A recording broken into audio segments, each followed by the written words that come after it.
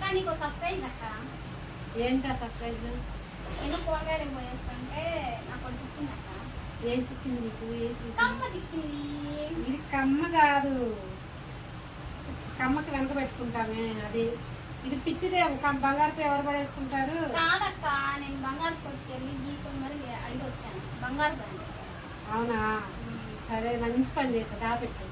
బజార్ అన్నారా అక్క? ఇప్పుడు ఎందుకు మరి బజార్కి? ఇది కమ్మలు కొనుక్కున్నావు అక్క. బాగానే టెంట్ వేసావు నాకు. చాలులే పదా ఇంటికి. అక్క కమ్మలు కొనుక్కున్నావు. కమ్మలు లేవు పదా. 1 1 2 ఈ ఎదవే నా ఫ్రెండ్. 1 1 2 ఈ ఎదవే నా ఫ్రెండ్.